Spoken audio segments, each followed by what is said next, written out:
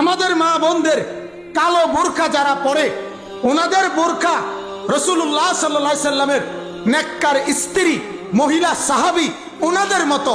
এখন রঙ্গিলা বেডুইদের যেসব বোরকা লাল, নীল, হলুদ, কমলা, বেগুনি, বেডুই জিজ্ঞানিটা কার মতো?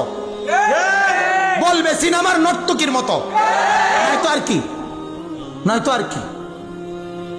কথা বলেন। তাহলে কার মডেলে সাজলেন? কার মডেলে সাজলেন? চা দোকানে বসে বসে বিড়ি খান, এটা কার মডেল?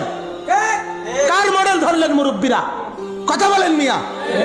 প্রত্যেক কথার মধ্যে গালি ছাড়া কথা বলেন না, এটা কার মডেল? ছেলের বিয়েতে, মেয়ের বিয়েতে নাফরমানির উৎসব করেন, এটা কার মডেল? গায়ে হলুদ কোন নবীর সুন্নত? কথা বলেন। পুরো অনুষ্ঠান ভিডিও করা কার, কোন নবীর সুন্নত? সমস্ত বেড়া বেড়ি একত্রে এক প্যান্ডেলের মধ্যে ভাত খাওয়া, এটা কোন নবীর সুন্নত? কথা বলেন। বলেন মিয়া, ইনসাফ কোথায় আমাদের? কোথায় আমরা হারিয়ে গেলাম? ইসলাম আমরা ছেড়ে দিলাম, কোরআন আমরা ত্যাগ করে দিলাম, রাসূলকে আমরা বিদায় জানাইলাম, নবীর 23 বছরকে আমরা প্রত্যাখ্যান করলাম। ও নবী মুহাম্মদ, লাগবে না তোমার 23 বছর। তোমার তায়েফের রক্তের কোনো মূল্য আমার কাছে নাই, তোমার দান দান শহীদের কোনো মূল্য আমার কাছে নাই, তোমার 14 দিনের পেটে পাথর বাঁধা ক্ষুধার কষ্টের কোনো মূল্য আমার কাছে নাই। আমার কাছে বেঈমানের মডেল, টেলিভিশনের নর্তকীর মডেল, ওদেরটাই সুন্দর। এই না জীবন তোমাদের? বলেন নাই তো? নবী প্রিয় হলো কিভাবে আমাদের কাছে? কিভাবে প্রিয় হলো? ইনসাফ কোথায়? বিবেক কোথায়? ইনসাফ কোথায়? যে ঘরে আজ 15 বছর টেলিভিশন চলে, সে ঘরওয়ালারা কেমনে বলবে নবীকে ভালোবাসে? একজন বা আল্লাহর বান্দা দাঁড়াইয়া বলেন না, আপনি নবীকে কেমনে ভালোবাসেন? যে ঘরে নর্তকী নাচে, যে ঘরে নাটক সিনেমা ছাড়া দিন যায় না, রাত পার হয় না, যে ঘরে নাটক সিনেমার উলঙ্গতা, গান বাদ্য ছাড়া জীবন কাটে না, সে ঘরওয়ালারা আল্লাহকে ভালোবাসে? সে ঘরওয়ালারা রাসূলকে ভালোবাসে? যে ঘরে ফজরের নামাজ পড়ে না কেউ, সে ঘরওয়ালারা আল্লাহকে ভালোবাসে?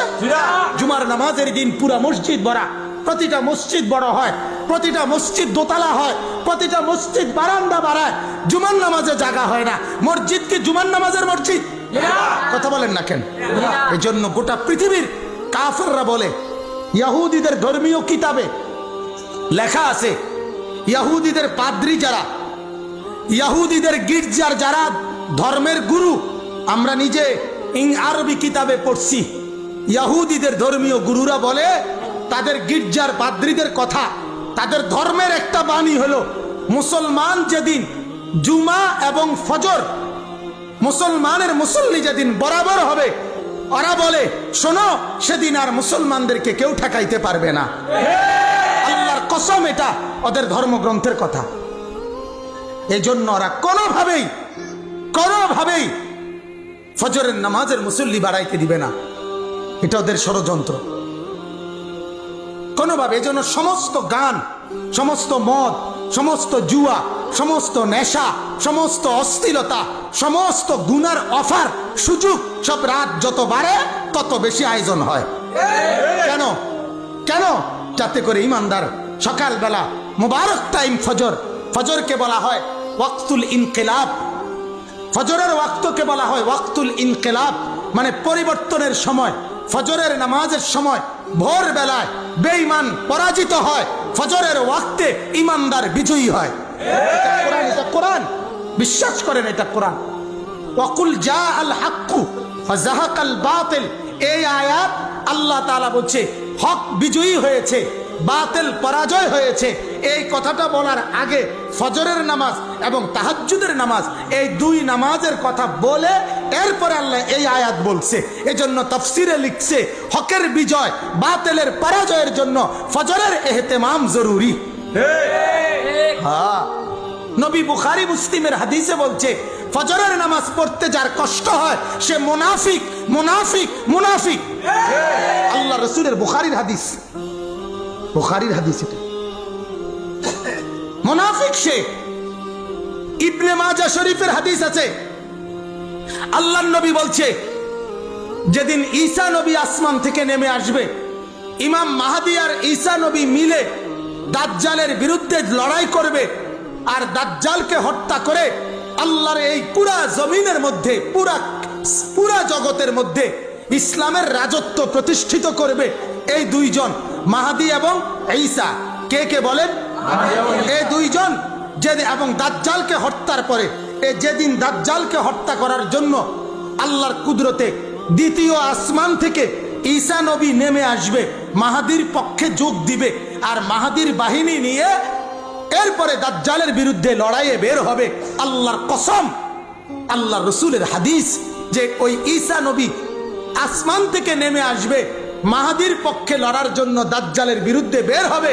যখন নামবে ঈসা নবী, ওই টাইমটা হলো ফজরের ওয়াক্ত, ফজরের ওয়াক্ত, ফজরের ওয়াক্ত। এটা হাদিস, এটা হাদিস। হ্যাঁ, ঈসা নবী প্রথম দ্বিতীয় আসমান থেকে আসবে। ঈসা নবী দ্বিতীয় আসমানে আছে। নবীজি মেরাজের রাতে যাওয়ার সময় আসার সময় দুইবারেই ঈসা নবীকে দ্বিতীয় আসমানে দেখছে, কথাবার্তা হইছে, মুসাফা হইছে। কথা বুঝছেন? দুইজন নবী আছে ছিল দ্বিতীয় আসমানে নবীজির মেরাজের সময়, একজন ঈসা নবী আরেকজন ইয়াহইয়া নবী, এই দুইজন। তো আল্লাহ নবী বলছে ঈদ নাযালা ঈসা ইবনে মারইয়াম আস-সুবহা, তোমাদের কাছে ঈসা নবী নেমে আসবেন ফজরের ওয়াক্ত এবং ইমাম মাহদীর সাথে ফজরের নামাজ আদায় করবেন। ফজরের নামাজ আদায় করে ফজরের মুসল্লিদেরকে নিয়ে দাজ্জালের মোকাবেলায় বের হবে। ওই সময় 8টা বাজে ঘুমের থেকে উঠে যাই নাফরমান তে আইয়া কি পাইব? বেরস, বেরস তে উঠতে শুধু বেরস করবো, হয়তো তার মেসওয়াক করে না, হয়তো করবো কি বেরস, কোন রস ছাড়া। যেটা মেসওয়াকের মধ্যে তো রস আছে, কথা বুঝেন নাই আপনি? মেসওয়াক করলে মেসওয়াকের মধ্যে কি বাইর হয়? রস বাইর হয়। এই জন্য ওইটার মধ্যে কোনো রস নাই, এই জন্য এটা বেরস। কথা বুঝছেন না? বলেন নাউজুবিল্লাহ। হ্যাঁ ভাইয়া, গুরুত্ব দেন, ইহতিমাম করেন। আপনারা যারা বলছেন, আপনারা জিন্দেগির কদর করেন। যুবক, তোমরা জীবনের কদর করো, তোমরা কদর করো। ছেলেরা, তোমরা কদর করো। আগামীর সময়টা বড় বড় কঠিন সময়। গোটা পৃথিবী যুদ্ধের অস্ত্র শান দিতেছে, গোটা পৃথিবী। রাশিয়া ইউক্রেন যুদ্ধ শেষ কথা না, ইউরোপ এটা বুঝছে। গোটা ইউরোপ একত্রে আবেদন করার পরেও রাশিয়া 2টা পয়সা পাত্তা দিছে না। আমরা এটা খামখেয়ালি মনে করেন না, এটা খামখেয়ালি না, এটার শোধ উঠবে। অর্থাৎ এর চাইতে বড় যুদ্ধ লাগিয়ে যাবে, এর চাইতে বড় যুদ্ধ লাগবে। ইমানদারের তখন ফয়সালা নিতে হবে, আমি কি করব, আমি কি করব। এক রাশিয়ার থেকে যদি আপনার পৃথিবীর অন্য শক্তি ইউরোপ এই আজ্ঞায় ফিচ্ছা, এই পর্যন্ত আমেরিকার মতো ক্ষমতাধর নামধারী রাষ্ট্র, এরা আপনার শুধু কেবল আর আজ্ঞাইও না, আর আজ্ঞাইও না, কিন্তু অসুবিধা হইব, অসুবিধা হবো, আগের ঘটনা কিন্তু আবার ঘটবো কইলাম। শেষ পর্যন্ত হেঁটে আজ্ঞায়, হেঁটে আজ্ঞায়। এরপরে সে পিছিয়ে গেছে, জিগাইছে কি ও ভাই আগের ঘটনাটা কি? আগে এরকম একটা আমার আজ্ঞাইয়া ঘুষাইছে, শেষে আমি কানতে কানতে বাইতে এলেছি। এটাই বুঝাইতে চাইছি আগের ঘটনা, বুঝেন নাই কথাটা? অর্থাৎ আগে এরকম কি খাইছি? ঘুষি খাইছি। হ্যাঁ, আমেরিকা বোঝে, আমেরিকা বোঝে যে আফগানের মতো শক্তির কাছ থেকে পরাজয় বরণ করে চলে যেতে হয়েছে। কাজেই আগের সেই পরাশক্তি এখন আর নাই, এখন আর নাই। আগামীর সময়টা ইসরায়েল প্রতিদিন শক্তি দেখাচ্ছে, জানেন এটা? ইসরায়েলের ইহুদিরা প্রতিদিন শক্তি দেখাইতেছে। ইউক্রেন থেকে যত ইহুদি ছিল ইউক্রেনের সবগুলোর ইসরায়েলি নিয়ে আসা পড়ছে, কইতেছে আশ্রয় দিছে। আশ্রয় না, নিজেদের এলাকা বাড়াইছে। তো এলাকা যদি বাড়াইতো, 25,000 ইহুদিকে যদি বসতি দিতে হয়, তাহলে ফিলিস্তিন মুসলমানদের জমি কাইটাই এরপরে তাদের বসতির মধ্যে ঢুকাবে। কথা বুঝছেন? পৃথিবীর হিসাব কিতাব করা উচিত। সাদওয়ানের বন বিড়ি আর এই আপেল মালটা আর পাতা কপি ফুলকপি, এর নাম জিন্দিগি না, সোফা আর খাট আর পালং এর নাম জিন্দিগি না। আগামীর সময় ঈমান রক্ষার সময়, ঈমান ইসলামের সময় বাজান, এটা বুঝা উচিত।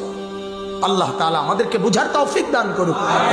আমরা গোটা পৃথিবীতে যে কোনো সময় গোটা পৃথিবী উথাল পাথাল, গোটা পৃথিবীর মধ্যে ইমানদার মুসলমান একদিকে, বেঈমান শক্তি একদিকে, এই দুই ভাগ হবেই হবে।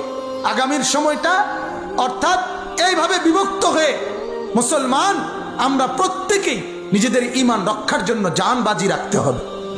আর এর জন্য শক্তি দরকার, ঈমানের পাওয়ার দরকার, সেজদার নূর দরকার, কলিজার মধ্যে হিম্মত দরকার। হিম্মত